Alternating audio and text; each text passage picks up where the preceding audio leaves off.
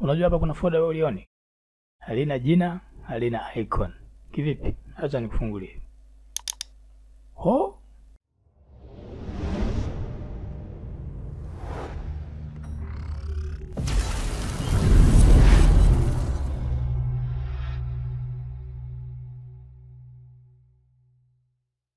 Somo hili hapo, nimewezaje kutengeneza folder halina jina, halina icon. Ndio tunasoma leo.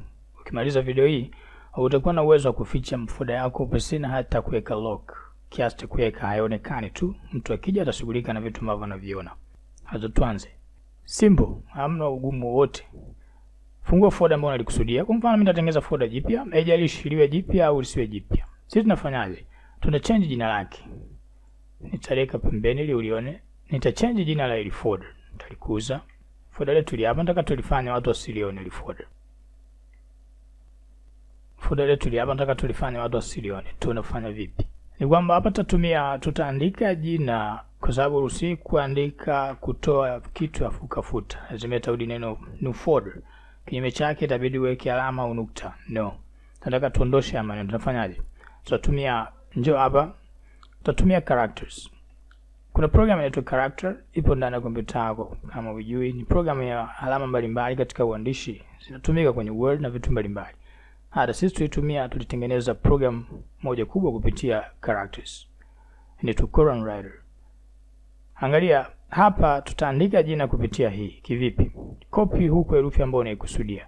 Kwa vile sisi tunataka lisionekane, kwa maana tutakopi herufi ambayo haionekani. Kivipi? Nitachukua alama mfano hii. Umeona? Hii ni herufi lakini haionekani. Ibonyeze mara moja, mwambie select.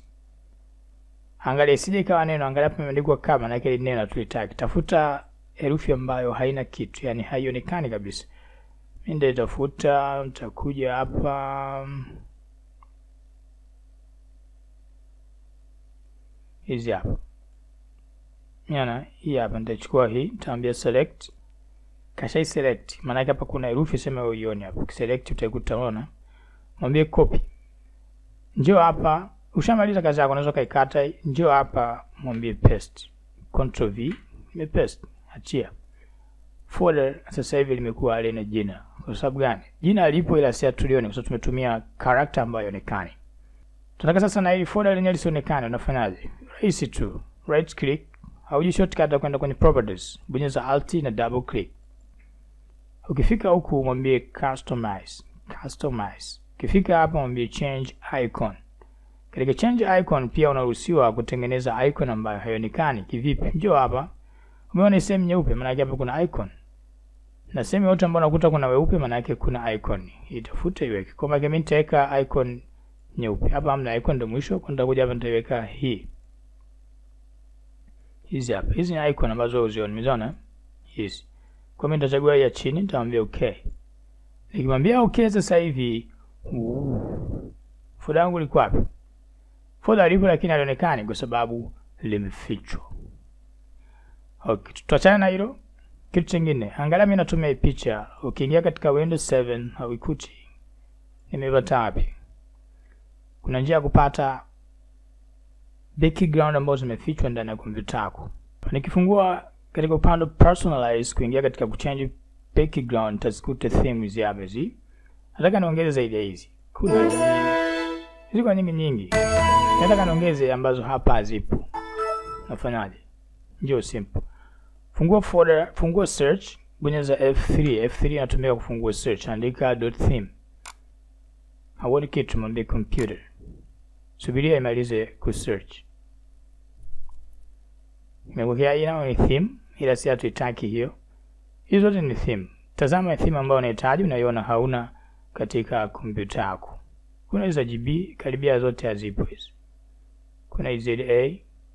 Angalia, si ufungue, fungua kompyuta yako katika upande wa theme, angalia majina yake. Theme gani hauna? Kuna hiyo, hizo zote ZA si nini hauna hizo. Kwa njoo hapo mwambie bwana mimi nataka zote hizi hauna kifupi. Kwa chagua yote katika hapa, labda mimi nitachagua hii. Na itumiaje? Mwambie open. Change. Nikiingia sasa hivi katika background kuziona picha zote zilizozidishwa utaziona ni hizi hapo. Umeona? ambapo si pia tutengeneza program fupi na kuwekea yenye uwezo wa kuchangia hizi background. Kwa maana nikija sasa hivi ina uwezo wa kuwekea hizi background. Maana sasa hivi nikija katika personalize nikaingia kwenye background utakuta kuna picha zaidi ya hizo ambazo mwanzoni sikuwa nazo. Unatumia Windows 10, unataka kubadilisha background lakini unaambiwa uruhusiwi mpaka uactivate, si ndio? Tazama video hapo tumekufundisha.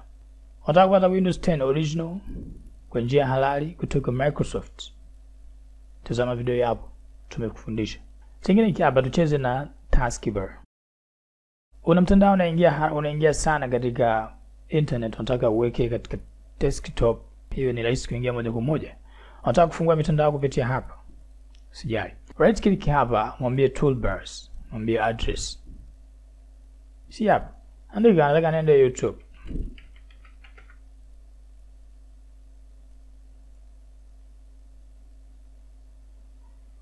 Itafunguka YouTube hali kuwa mimi niko wapi? Nimeandika neno YouTube nikiwa hapa. Kwa nini nachelewa? Kwa sababu nimeandika kinyume, sijaandika sahihi, maana nimeandika YouTube.